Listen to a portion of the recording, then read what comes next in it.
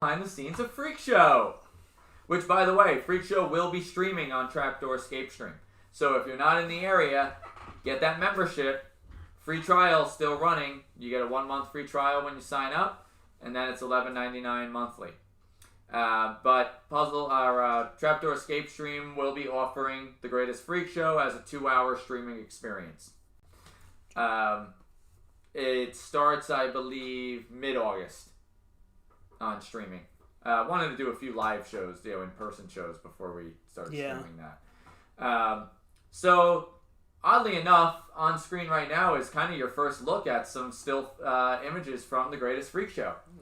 We have the Strongman with his hammer. We have Loco the Clown looking quite evil. And Atina the Mermaid.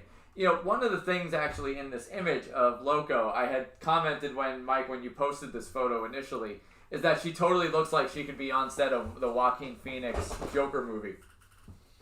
Yeah, I had to watch the trailer another 3 times to finally understand where, because I wasn't seeing it, and then I just realized it was just fluorescent lights. But yeah, I mean, when is that coming out? October. Oh. Jinx. I'm the host now. You're not gonna stop him. No, but yeah, it looks really good. I'm legitimately surprised the shit out of myself for some of these. I have to say, anytime I see the Boogeyman video, I'm very happy with the way I came out in that video. In the briefing? Yeah. Yeah. I feel like my hairline doesn't look like it's receding. It's well lit. And my forehead is doing work. Special effects, right? my forehead has lines in it that it's I feel like my forehead is doing half the acting. No, I mean it was interesting because I do all the video work, but I don't do a lot of photography. So I mean I don't know if you have some of the actual photos that we did, but yeah, we're gonna cycle through a few things. Some are just behind the scenes, and then some are the in work official photos. Yeah, so the one that just came up now, I guess the previous one, we have our mermaid in the top corner, and played by our very own Samantha. Yeah, and that one, that's the one I keep going back to because I can never really decide how I want that one to look. But even out of camera, when I looked at it, I was like, "Holy shit, that's fucking good." So I mean. I just surprised myself. I have a lot of good ones too that I'll show everyone later on. But this one works for me. That version of that photo works the best because it matches the fish tank lighting. Oh yeah. Which you're going to actually see a little bit of momentarily. just compositionally and as far as the lighting goes, I was just like, huh. Yeah. Huh, that looks really good. So I just as a photographer, I don't really have a lot of faith in my photography skills. So a lot of the photos that I managed to take for this game. Ended up surprising me quite a bit. Sam and Nick, I think, are the two characters that keep going. Our fire breather, Nick. I keep going back to their photos, Sam and Nick, and it's every photo I pull up, it's holy shit, these are fucking good. Well, Nick is such a showman too. Yeah. The one thing I absolutely loved about working with Nick was, you guys come in and play the game, and all you really see is what we want you to see. But the hours that go into this, and even just shooting the stuff, I mean, we're basically presenting a freak show. There's a fairly large except stage. 3 or 4 takes. Or actually, more. you could see our parts of our stage right here. In this one photo, there's actually a big crash pad because somebody has to go through some tumbling. In the show, so we wanted to make sure everybody was safe. And like every show we've ever done, whenever there's a potentially dangerous stunt in it, I usually test it on myself first to make sure we're not going to kill any of our cast or crew. And oddly enough, this is the first time I got hurt in the stupidest way imaginable. That crash pad, I didn't think of the fact that when you hit it, there's so much air in it that I basically went down. Here, we'll need an actual shot of me to demonstrate it. But I went down, arms out, and basically just dived down like that. He belly flopped down. I belly flopped it. Yeah, thank you, Mike. What I was not expecting was that when my body weight hit the center, the sides would poof, and I thought I dislocated my right shoulder. Oh. I literally hit and just rolled over like, ah! And we all laughed at him. As of course you did. I mean, why wouldn't you? And then we asked him if he was all right. But they asked. Yeah. It's the thought that counts sometimes. So, even when we did Witch Hunt, I jumped in the hanging harness and went through that a couple times. I ended up with rope burn. Or strap burn, whatever the hell you want to call it. But Dana had actual burns on her armpits from that. And then it broke. What else? The point is, so much goes into shooting these things. And in our previous stuff, with the exception of QRZ, where you're looking at the zombies for a good amount of time. I mean, this game has been so far the one with the least moving parts. I mean, there's a lot of filming. Yeah, as far as the actual production goes, I mean, the only thing we really needed to focus on was the performance. Right, we're shooting their acts. I mean, as far as camera work goes, this is probably the least dynamic of the games. We're not doing crazy shit with the camera. No, the camera's locked out. So much of what's going on screen is going to be. This massive. was all choreography. Really, so this came down to a lot of live. It's all choreography. spectacle. So I mean, this has been a pretty straightforward shoot, and the editing is surprisingly straightforward as well. It's not very complicated at all. But on the same token, this was whenever you see found footage style movies, got to give them a little more credit sometimes for the fact that sometimes these movies are pulling off 20 minutes of shooting on one take. Oh yeah. Well, and that's what was difficult, was to get the choreography to the point where we could do, an entire scene that was 12 minutes long on one take. Because as soon as someone screws up, you're back to one. Well, I think that this is probably more complicated than a lot of the found footage movies, because found footage movies usually just have a very loose, this is what you do. Right. Whereas here, it's very strict choreography, this is what you need to do. Yep. So I think this would probably be a lot harder than found footage. It's going to be visually dynamic, but I mean, we have these 12-minute long takes, but I mean, it's just like watching a play basically. Yeah. So I mean, the camera work and whatnot isn't spectacle. It's the performance, but it's been pretty straightforward so far, and it's a lot of fun. When the strongman comes out, the strongman does his board breaking routine, which was actually based off. I had told Josh the story of this when we were filming it. When I was 6-7 years old, I lived in Bayonne. There was a carnival going through town, and the martial arts studio that I ended up joining had this guy come out, and he broke different sized ice blocks, and the first one was this block about yay big, and he just boom, and then it would just crack, and then it was a bigger one, just boom, and then it would crack, and they brought out this ice block that was literally probably the size of a chest, I want to say 2 foot by 3 foot block. And he just came down, boom, and nothing happens. And then you just see the ice splinter.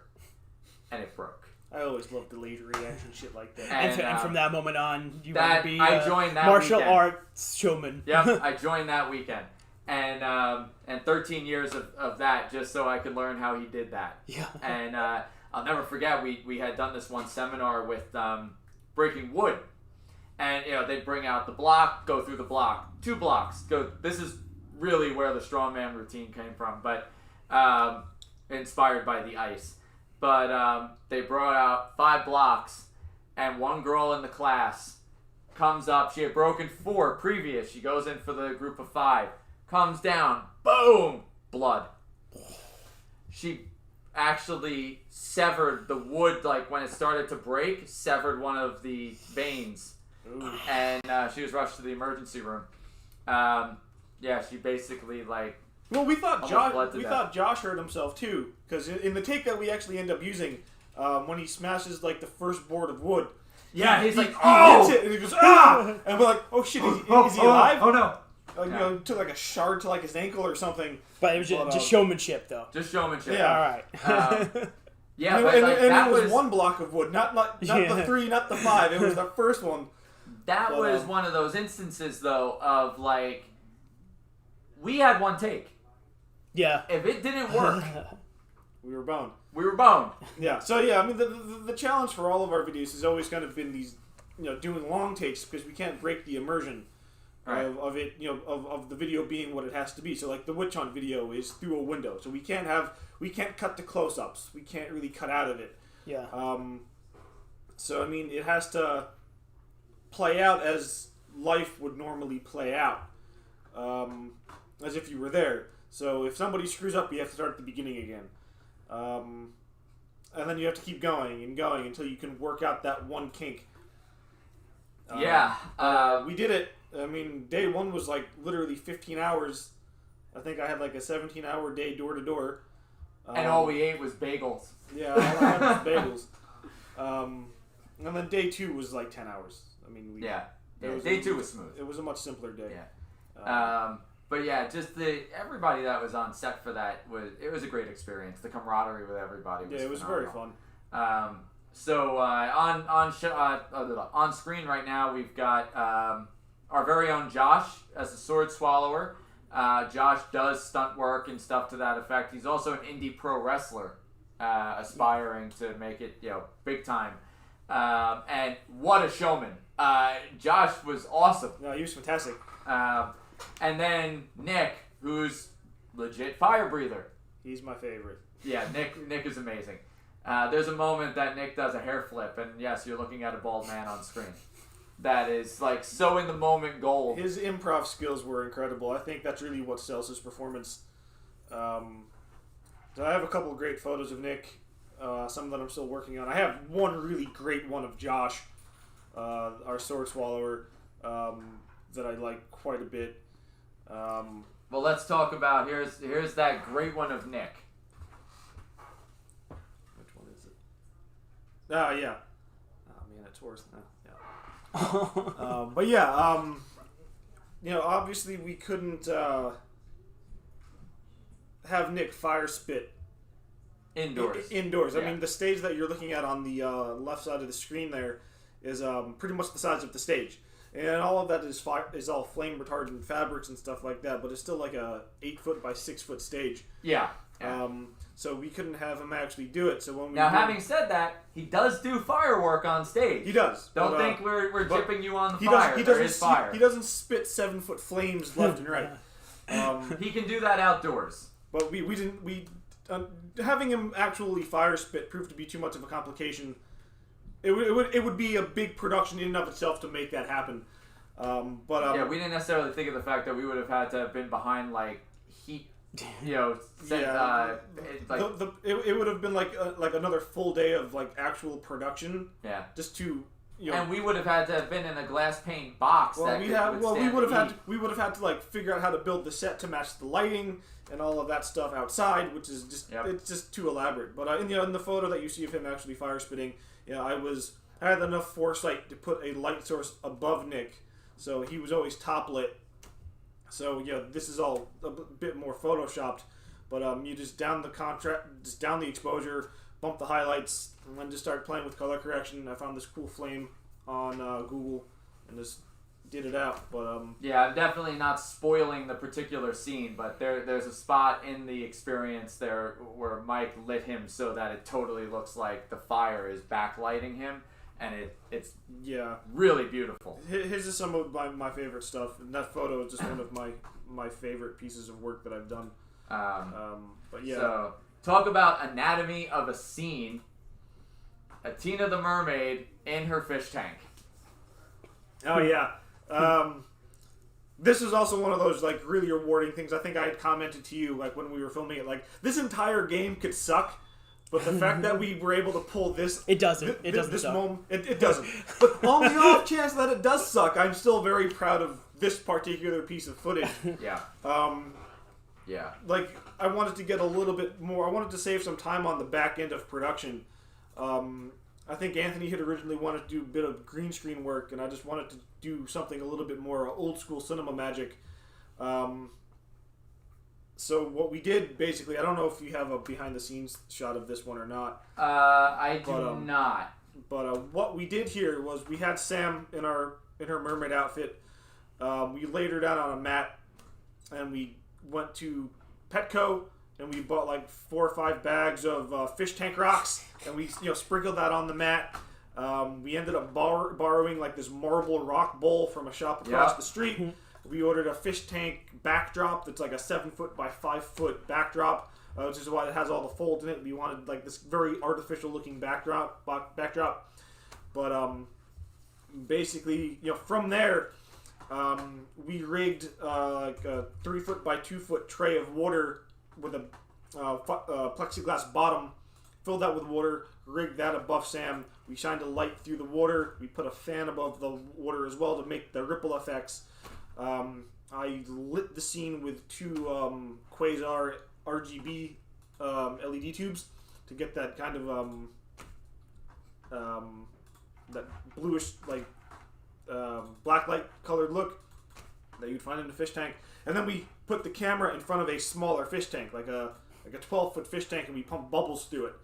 Booyah! I got that image up. Alright, so yeah, you can pretty much see the entire rig right there. The camera, the fish tank in front of the camera, and then the actual set itself. So, It really came out amazing. A still photo genuinely does not do the shot justice. It doesn't do it justice Right, at so all. you're going to have to come play the game to see the final product. But, with all the bubbles in the foreground and, like, all the water refraction shining down on Sam, it looks absolutely beautiful. Yeah. I couldn't be happier with how that came out. Yeah, And, the air bubbles especially really sell it because it's moving through water. It's not like we're just CGI, testing bubbles. It's all practical in-camera effects, which, given the crunch time that we have to edit it, is just, all I gotta do is color correct it. I don't gotta worry about dropping in special effects. I don't gotta worry about keying out green screen. I just have to tweak the contrast a little bit, but nothing extensive. Just add some water, like sound effects and stuff too, but other than that, I don't have to do anything with it in the back end, so that saves me time. Yep. So, yeah. Now, I genuinely do think that Freak Show is going to be the most amazing thing we have ever done, and maybe ever will do. I think we may have peaked. It's all downhill from here, folks. It's all downhill from here. Don't expect. I'm just retiring. After Freak Show's done, I'm leaving. Frank, you finish running things from here on out. We can make the Frank clone game. It's true. It's true. Frank has actually I'm played. not technically in this one right now. So many. No, we'll be recording vocals with you later. Where's the poster? Pinhead Larry. Yeah, pull Pinhead Larry. Let the world see Pinhead Larry. No, I want to keep Pinhead Larry a surprise. I don't want to spoil Pinhead Larry. Okay. All right. Mike doesn't want to spoil it, but it's my favorite. Essentially, there's stuff that I don't know. We got a little over ambitious with this game. You over ambitious? Never. And then shocked and appalled. Somehow it seems to all be coming together. Yeah. Well, yeah. I mean, it's one thing to be over ambitious, but if you can pull it off, knocking on that wood. Yeah. But I mean, everybody's playing their role and doing their part, and definitely pumped for this. Definitely Chris pumped for this. This is gonna be great. Killing it on the engineering people are gonna love this game. Which actually we have to go to Denville to pick up a bunch of stuff from his place today. Yeah, there's like 30 boxes there. Yay, 30 boxes. So we have to go get that stuff in a little bit. But anyway, back to you guys. Freak Show.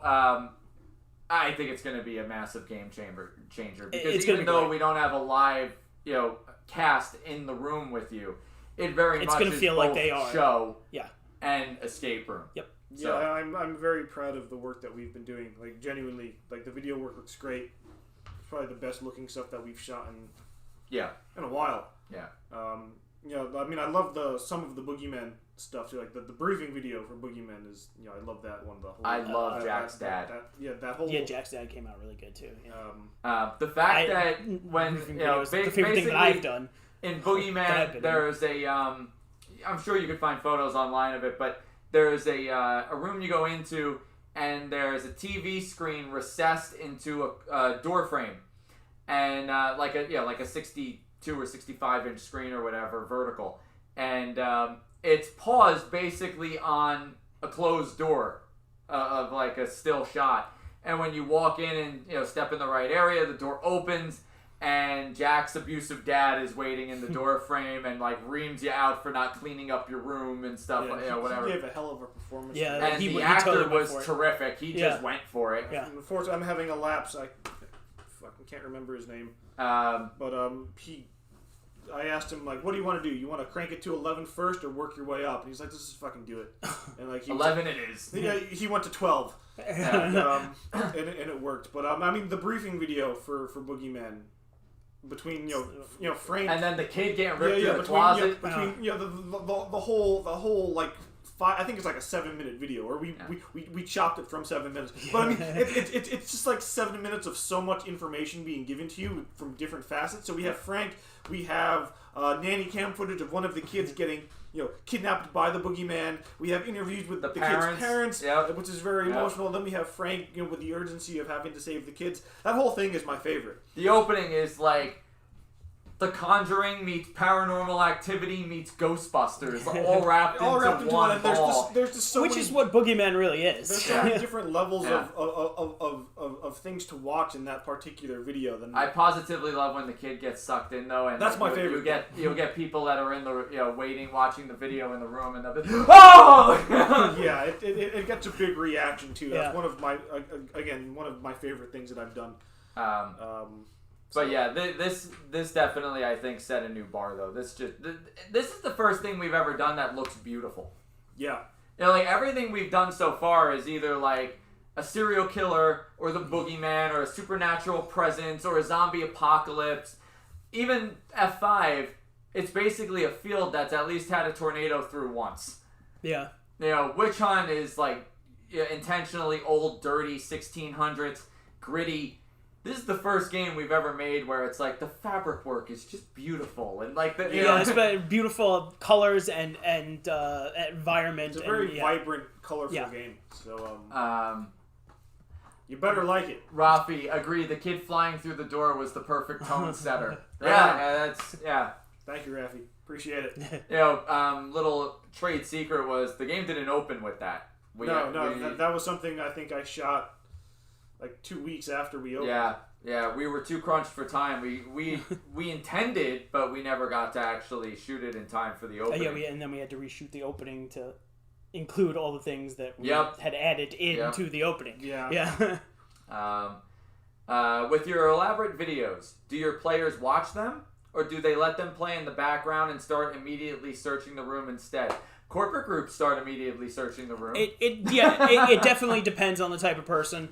I like to think you watch them, given all of the time and effort that we put into it. Well, for the briefing videos, we make people watch them, so that's one thing. You kind of have to watch the briefing you have to video watch that, because otherwise you don't know what to do. But the in-game videos, I think people are when the father comes through the door, they're watching. Until something changes, they're watching. They get about 50-50. Honestly, it depends on how you're presenting the videos. Yeah. I think that most of our players are trained pretty early on into the experience that the videos are going to be crucial to the experience. Yeah, and I think they're not just video for the sake of video. They're usually furthering the development of the story, the puzzles are originating out of the story. Yeah, Boogeyman. The videos in Boogeyman really demand your attention. Yeah. Because some of them are just activated by something that you do. Right. So, with the abusive dad, that door spins open, and, you see that movement in the corner of your eye, and you're immediately drawn to it. Yeah. All of the video work in Boogeyman really forces you to pay attention to it. It catches your eye, and you have to watch it. And it's pretty engulfing, and the reactions that one has gotten have been pretty cool. Yeah, it's very much a situation of you got to make sure that what you're putting on film is exhilarating enough to keep their attention. Right. And it's got to have, at the end of the day, this is an immersive experience. It's not a movie. So the content does need to further your experience. And there's a fine line between having something go on too long. You want to keep it brief and focus their attention right from the beginning, and then even if the thing loops or whatever, you don't want it to be too long because then they get bored with it and they don't pay attention to it anyway. Now, having said that, Freakshow does have some content that's not required viewing. Yes, but really Freakshow is really is cool, and a lot more fun. But Yeah. And it's part of the show. Like, you can enjoy the video and still... the video isn't crucial so much to gameplay, but the environment. In order to make the... Certain in order to have the right. environment make sense, there needs to be these things happening. Yeah. Right. So, yeah. All right. It's not arbitrary, but like it's arbitrary to the gameplay itself, but it's not arbitrary to the environment that we've created. So without it, it would kind of be, If you guys enjoy listening to us rant about behind-the-scenes stuff as far as how we create our experiences, by all means, comment below. We'll do some more content on that. But we're under 10 minutes left till an hour is up, and we still haven't touched a news story. So, and we hope you'll join us next time, 1 p.m. Eastern Standard Time. Subscribe to our YouTube channel if you haven't below. Like, comment, subscribe.